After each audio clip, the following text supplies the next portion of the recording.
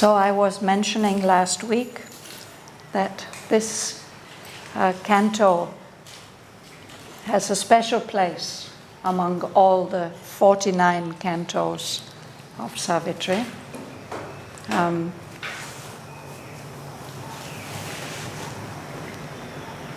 In that it is not part of the narrative.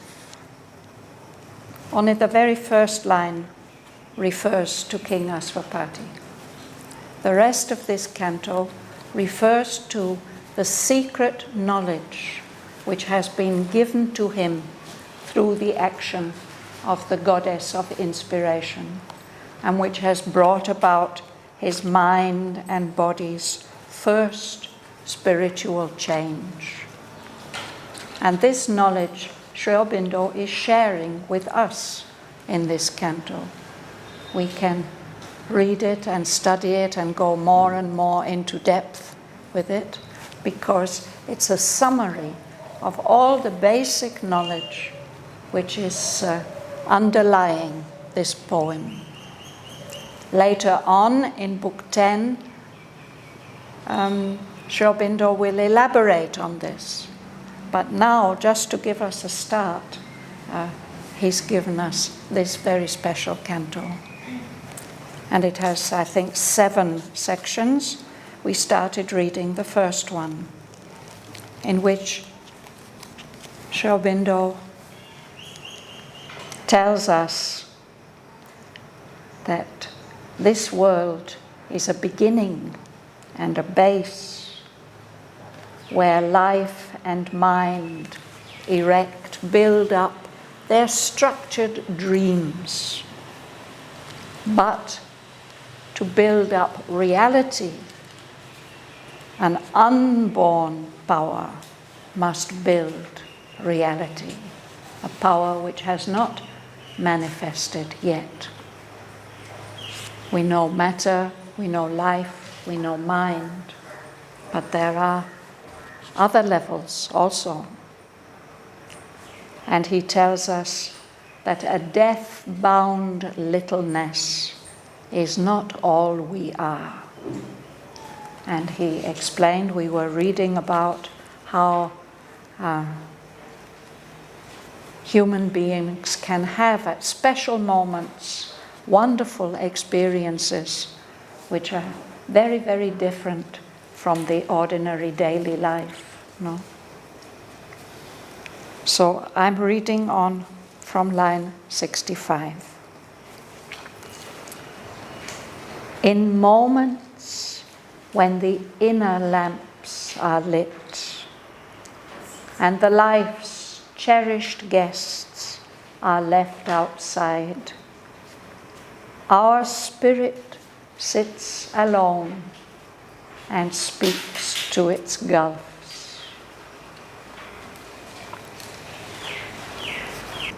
A wider consciousness opens then its doors,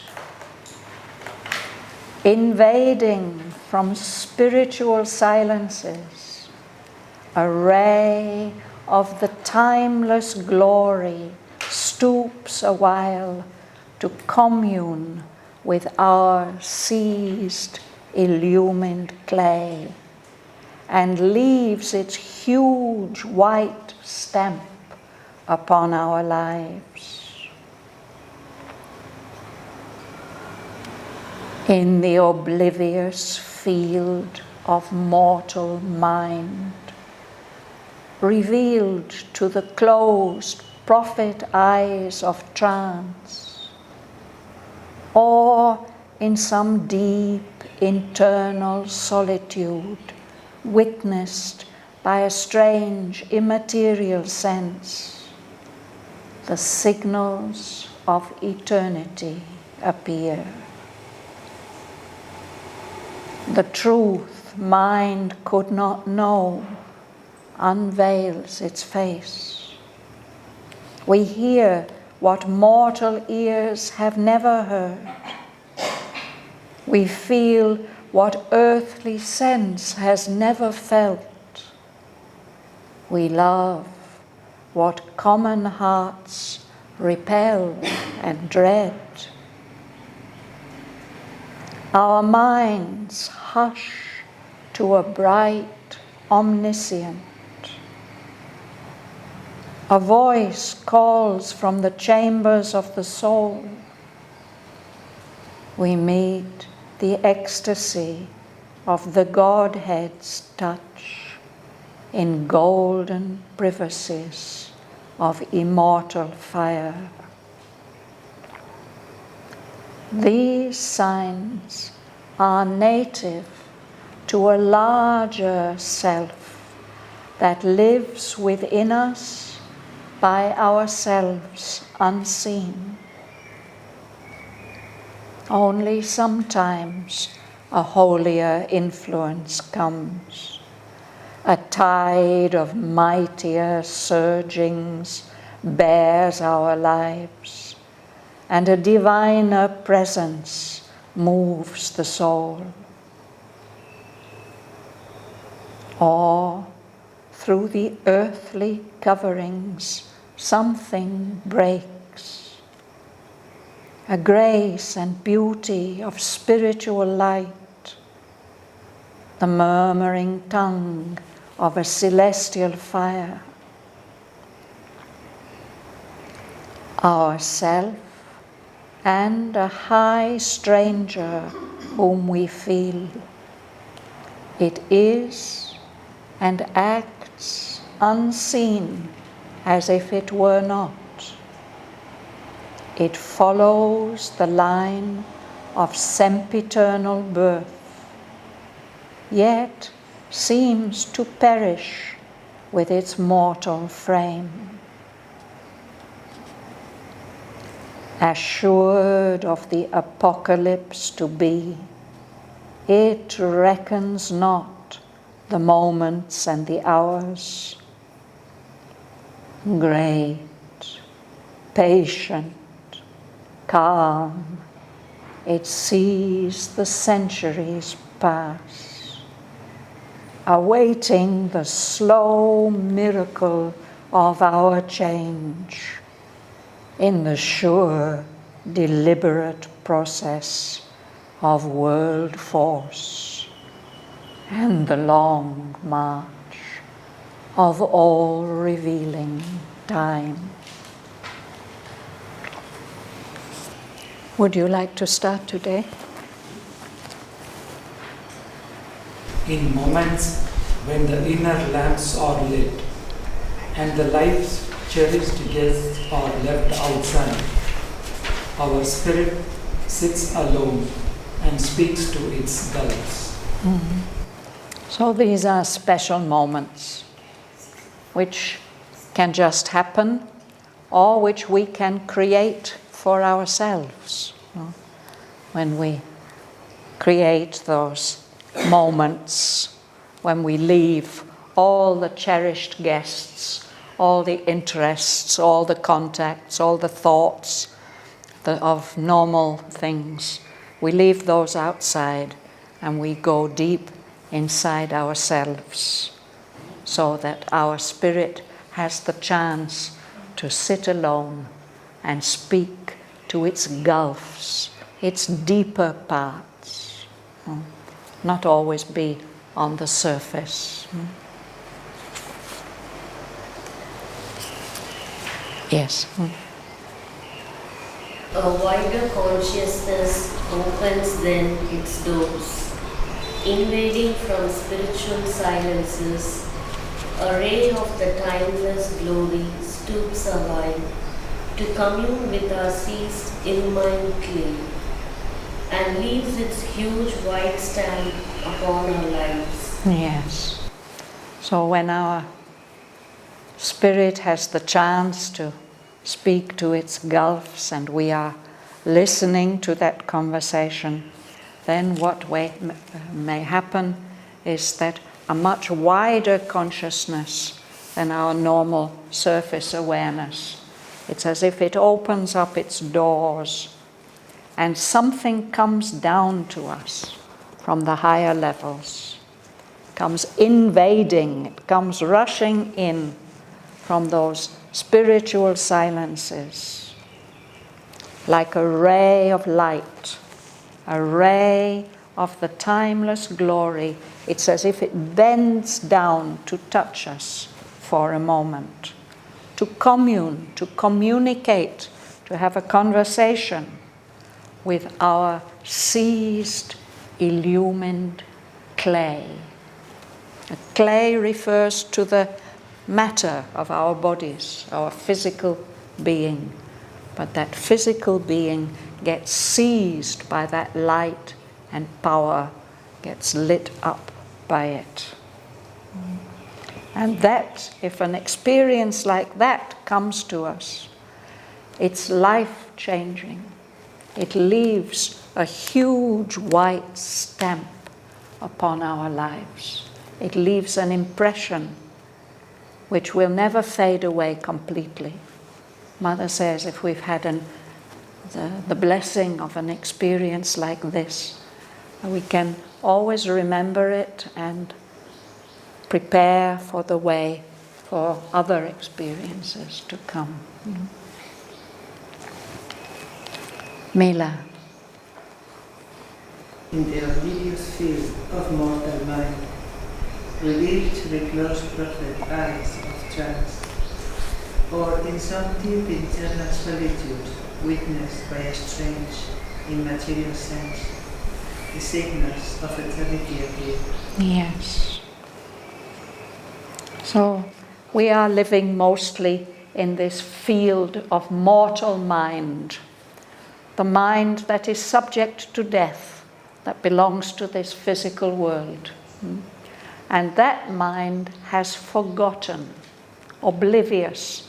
It refers to forgetting. This mind has forgotten what is our origin, what is the purpose of our lives here. So this mortal mind, this surface awareness, it's an oblivious field. But he says in that oblivious field, if we're in that special state, the inner lamps are lit and we are deeply concentrated, we may enter into a special state of trance. The outer eyes are closed, but the inner eyes open. And then we see signals of eternity, signs, intimations. Or that may happen if we're concentrated deep within, in some deep internal solitude, when we've left all the other things outside. Then a different kind of sense. We have our material senses, our physical senses, our sight, sense of vision, of hearing, of taste and smell and touch. But in the inner worlds, we have immaterial senses, senses that can see and hear and experience without the use of the body. And through those subtle senses, we can experience these signals of eternity, of a world that's not subject to death. It's not a mortal world, it's an eternal world.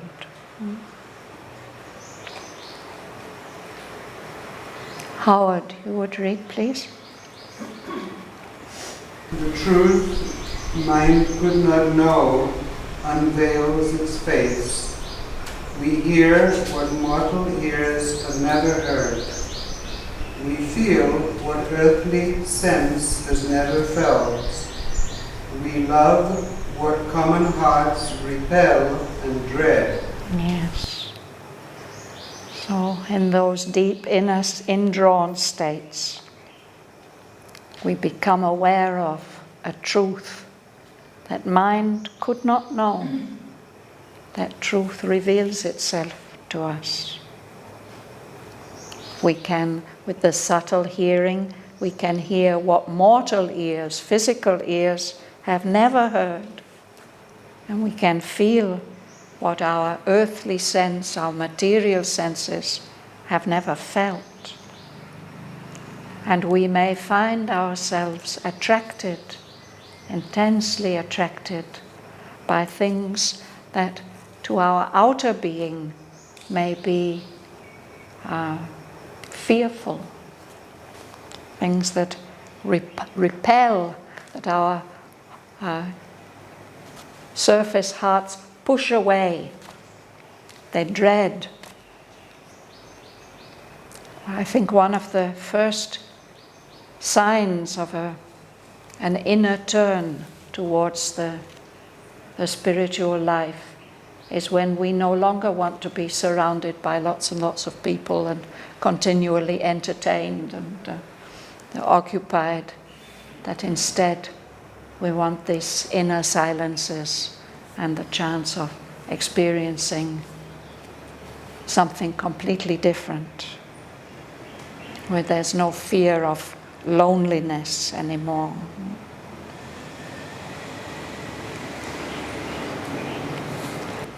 Alice, you would go on from there, please. Our minds hush to a bright, omniscient, a voice calls from the chambers of the soul. We need the ecstasy of Godhead's touch in golden privacies of immortal fire. So these are the kind of things that can happen. We find the mind just falling silent, and in that silence it may get a touch of an omniscient state in which everything can be known. Or we become aware of a voice calling to us from the chambers, the secret rooms where our soul lives. We may feel the bliss of the touch of the divine coming to us in golden privacies of immortal fire. Fire means intensity and energy and also aspiration.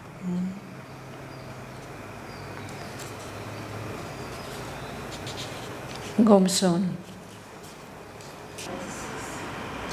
These signs are native to a larger self that lies within us, by ourselves unseen. Only sometimes a holier influence comes, a tide of mightier surges bears our lives, and a diviner presence moves the soul. For through the earthly coverings, something breaks, a grace and beauty of spiritual light, the momentum of a celestial fire. Yes.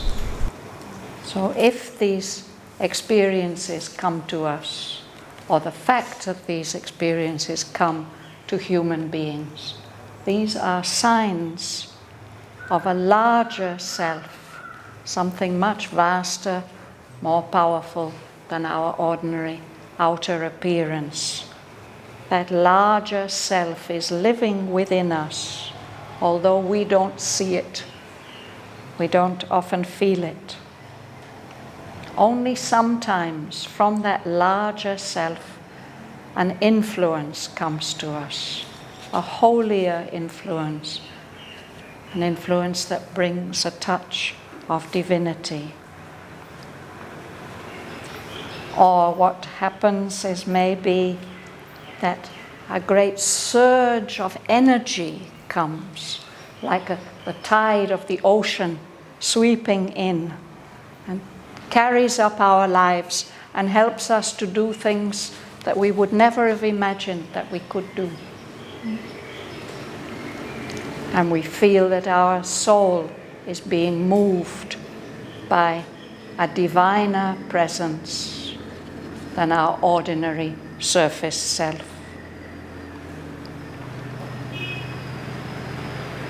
Through these earthly coverings, these physical coverings, something different breaks through, bringing a grace and beauty of spiritual light, and something like a tongue of flame, of heavenly fire, and that tongue is murmuring. There's a special sound communicating something to us.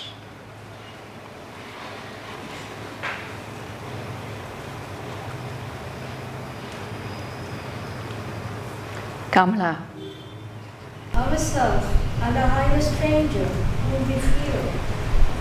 It is and acts unseen, as if it were not.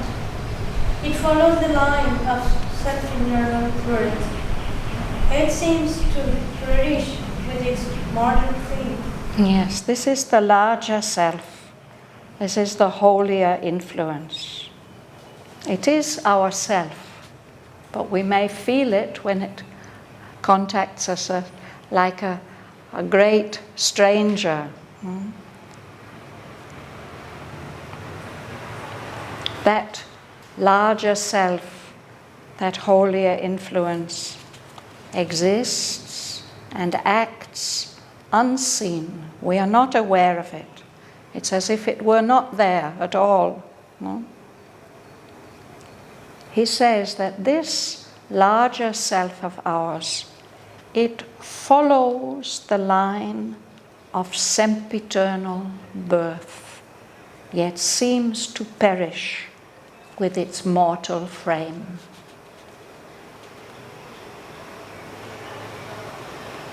This part of us doesn't perish. It only seems to perish. We think that, the soul has gone. The body dies. It's not like that. That larger self goes on and on and on, experiencing many different births. The whole line of births going on and on and on. It only seems to perish with its mortal frame. Will you read, please? Assured of the apocalypse to be, it reckons not the moments and the hours. Great, patient, calm, it sees the centuries pass, awaiting the slow miracle of our change in the sure deliberate process of world force and the long march of all believing time. Yes. So this is this larger self. It is absolutely sure. It has no doubt that there will be eventually the revelation of the truth of everything, the apocalypse. It can mean like the end of the world, but the original meaning of the word is a revelation, a darshan, fulfillment. So that larger self, it's not worried about the passing of the moments and the hours, whether they go fast or slow. It is great, it is patient. Calmly, it watches the centuries pass, awaiting the slow miracle of our change.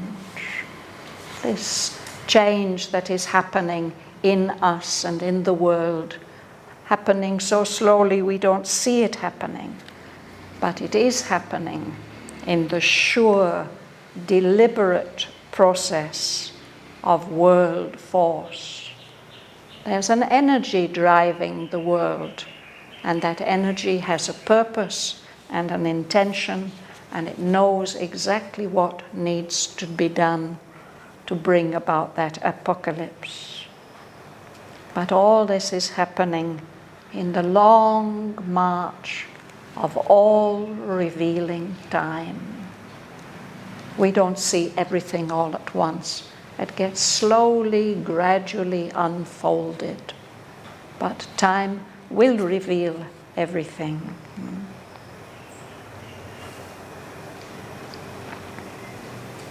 Arsu, will you read?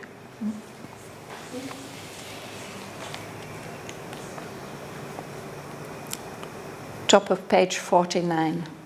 80. It is the origin and the master clue, a silence overhead, an inner voice, a living image seated in the heart, an unwalled wideness and a fathomless point. The truth of all these cryptic shows in space, the real towards which our strivings move, the secret, grandiose meaning of our lives. Thank you. So that larger self, that presence, that influence, that's our origin. It's the origin of all this. And if we can find it, it's the master clue which will help us to find our way and understand everything. It expresses itself to us in different ways, as a silence overhead that we become aware of in special moments, an inner voice, a living image seated in the heart.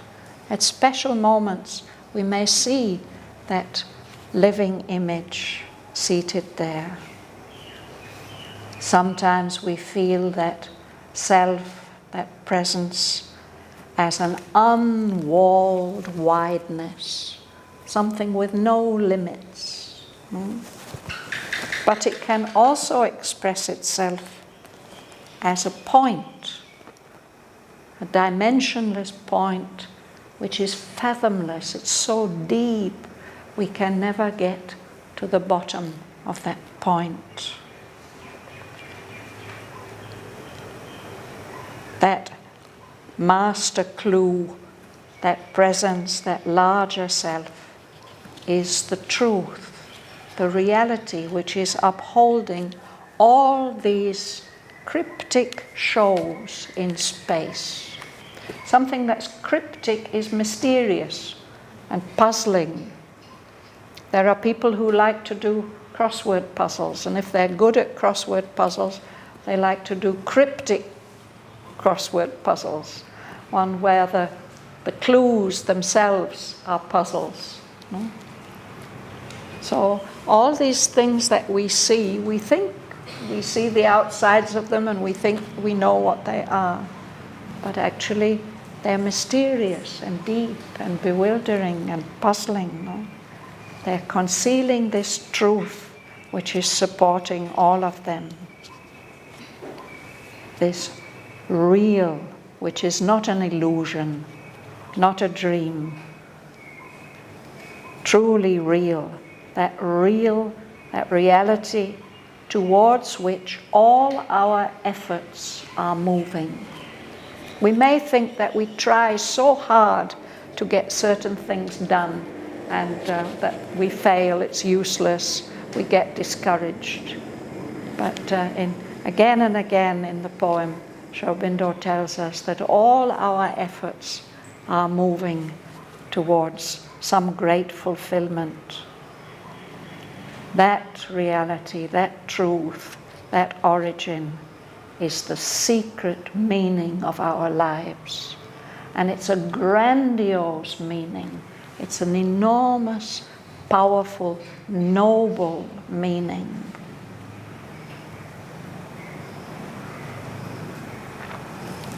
Devin. A treasure of honey in the combs of God, a splendor burning in a tenebrous glow. It is a glory of the flame of God, a golden fountain of the world's delight, an immortality covered in the cave of death, the shade of our unborn divinity. Yes. This larger self which dwells within us by ourselves unseen. It's a treasure of honey, of delight. Bees keep their honey in combs. So the combs of God are full of Ananda. And this larger self is of that nature of bliss. It's hidden in a tenebrous cloak, this disguise of a physical body, which is shadowy, dark. No? But within it, there's this splendor burning. It is our glory of the flame of God, all the energy and light and warmth of the divine. It's our golden fountain of the world's delight. All delight of the world is pouring out from that fountain. That presence is an immortality. Cowled. Cowled is like cloaked. A cowl actually is a cloak with a big hood covering the face as well as the head. An immortality cowled in the cape of death. This physical body that has to die, that's our cloak of death. But within it is this immortal presence. And that presence is the shape, the form of our unborn divinity, the divine being that we are going to be, that we are in reality and that we are going to be able to manifest eventually.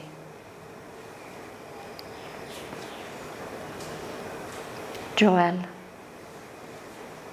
It guards for us our feet in depths within, where sleeps the eternal sea of transient things. Always we bear in us a magic key, concealed in life's hermetic envelope. Thank you. So that presence, that larger self, is protecting for us our fate, our true fate, not what happens to us, the happenings of life, but our eventual destiny. It's hidden in our own inner depths. There's sleeping the eternal seed of things that are transient, that happen and pass. Always we are carrying in us this magic key, hidden in this hermetic envelope. An envelope, of course, is a covering. Something that's hermetic is sealed very tightly. It's watertight, even airtight. Nothing can get in. So it's really sealed up, that key, that secret.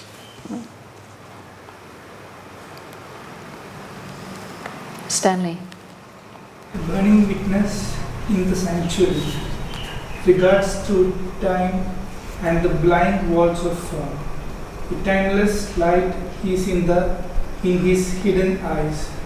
He sees the secret things no words can speak, and knows the goal of the unconscious world, and the heart of the mystery of the journeying years. Yes. So this is that key, that magic key. Within us there's this witness, this glowing, fiery presence that is watching everything from its sanctuary, from its secret, sacred, safe place. The sanctuary is the most sacred place in the temple or the church. No? There's a presence there, and that presence is watching. Sri Aurobindo uses this word regards in its French sense, watching, looking. He is watching through time. He can look through all these walls of form and see the truth and reality that is supporting them. In the eyes of the hidden eyes of that witness, there's a timeless light. It's not limited by time or space. He sees the secret things no words can speak. And he knows the goal of the unconscious world. We may be unsure whether our world has any goal at all. Nowadays it's quite unfashionable to think that there's any purpose in our universe. It's all accidental. No? But Sri Aurobindo tells us there is a goal, and that larger self that dwells within us by ourselves unseen is aware of that goal. It's aware of the heart of the mystery of the journeying years. Where are all these years going to? They're moving towards this great apocalypse, this great revelation, this great fulfillment.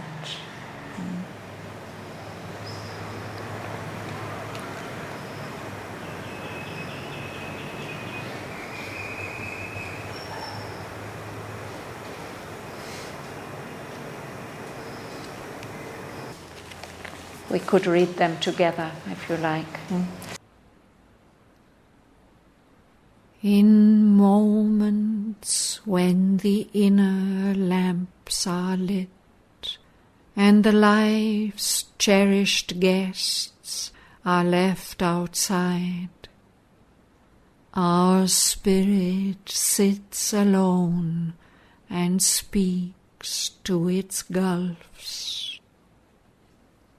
A wider consciousness opens then its doors, invading from spiritual silences a ray of the timeless glory stoops a while to commune with our seized, illumined clay, and leaves its huge white stamp upon our lives.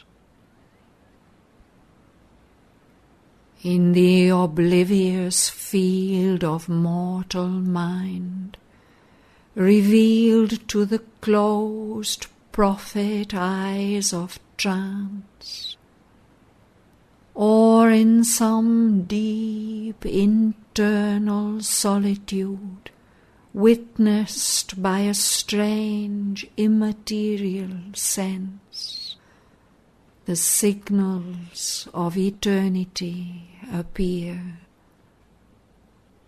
The truth mind could not know unveils its face. We hear what mortal ears have never heard. We feel what earthly sense has never felt. We love what common hearts repel and dread. Our minds hush to a bright omniscient. A voice calls from the chambers of the soul. We meet the ecstasy of the Godhead's touch in golden privacies of immortal fire.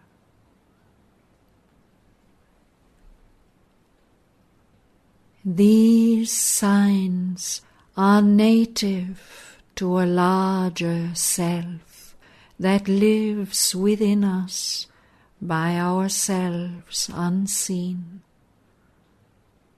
Only sometimes a holier influence comes, a tide of mightier surgings bears our lives, and a diviner presence moves the soul. Or through the earthly coverings something breaks, a grace and beauty of spiritual light, the murmuring tongue of a celestial fire. Ourself and a high stranger whom we feel, it is and acts unseen as if it were not. It follows the line of sempiternal birth, yet seems to perish with its mortal frame. Assured of the apocalypse to be, it reckons not the moments and the hours. Great, patient, calm, it sees the centuries pass, awaiting the slow miracle of our change in the sure, deliberate process of world force and the long march of all-revealing time. It is the origin and the master clue. A silence overhead, an inner voice, a living image seated in the heart, an unwalled wideness and a fathomless point.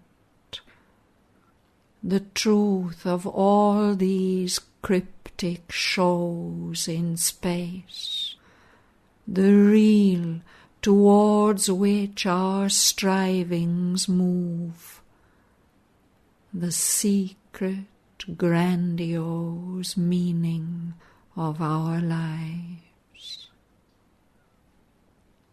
A treasure of honey in the combs of God, a splendor burning in a tenebrous cloak.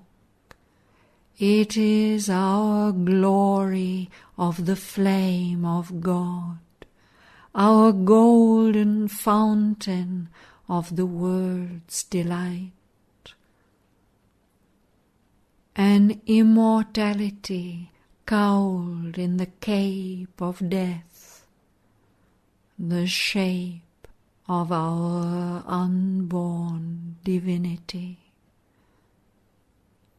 It guards for us our fate in depths within, where sleeps the eternal seed of transient things. Always we bear in us a magic key, concealed in life's hermetic envelope, a burning witness in the sanctuary regards through time and the blind walls of form. A timeless light is in his hidden eyes.